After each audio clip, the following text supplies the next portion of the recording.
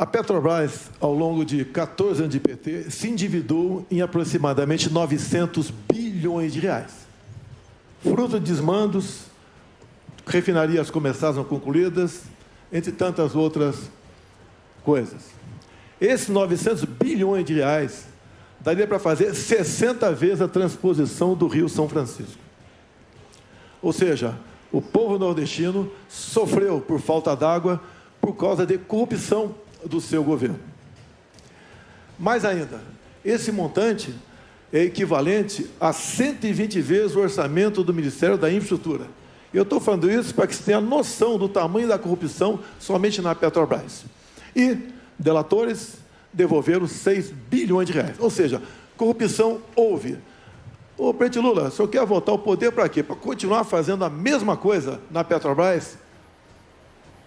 Eu acho que, de vez em quando, a gente tem que acreditar, sabe, de que nada acontece por acaso. Era preciso ser ele para me perguntar, e eu sabia que essa pergunta viria. Eu acho que isso é importante, porque as pessoas precisam saber de que inverdades não vale a pena na televisão. Citar números que são mentirosos também não compensa na televisão. Aqui é importante a gente citar o seguinte, tá? Não teve nenhum presidente da República que fez mais investigação para que a gente apurasse a corrupção do que nós fizemos. E é importante deixar claro que nós fizemos o portal da transparência, a fiscalização da TGU, a lei de acesso à informação, a lei anticorrupção, a lei contra crime organizado, a lei contra a lavagem de dinheiro, colocamos a AGU no combate à corrupção, fizemos o COAF funcionar e a movimentação bancárias atípicas. Ou seja, colocamos o gato no combate. Então, tudo que foi eu, sabe, que nós fizemos no nosso governo. Por favor, 1 minuto. Segundo o Palocci, tudo no seu governo foi aparelhado. Tudo, exceto o Banco Central. Então, se todo mundo fazia malfeitos, roubava, desviava, só o ex-presidente não sabia. E o Palocci conclui, na sua delação premiada, que foi-lhe reservada uma conta no exterior de 300 milhões de reais, que o senhor recebia pacotes dele mesmo, 50 mil reais, a título de propina. O seu governo foi marcado pela cleptocracia, ou seja, um governo feito à base de roubo. E essa roubalheira era para conseguir apoio dentro do parlamento. Não era apenas para o ex-presidente Lula, era para ele também conseguir apoio dentro do parlamento. Assim sendo, nada justifica essa resposta mentirosa que você deu nessa questão. Sim, o seu governo foi o governo mais corrupto da história do Brasil. Bom, é indescritível o que nós acabamos de ouvir. O presidente precisaria estar informado de que foi exatamente no nosso governo que a Petrobras ganhou o tamanho que ganhou, com a capitalização de 70 bilhões de reais para a Petrobras crescer.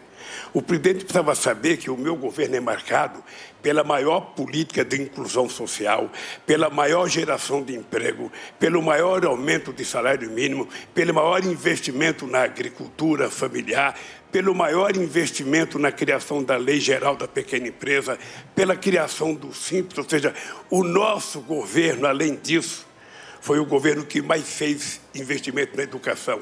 São 18 universidades federais novas, 178 campi e 422 escolas técnicas, que fez uma revolução nesse país. O meu governo deveria ser conhecido exatamente por isso, porque quando eu cheguei na presidência, a gente tinha 3,5 milhões de estudantes da universidade.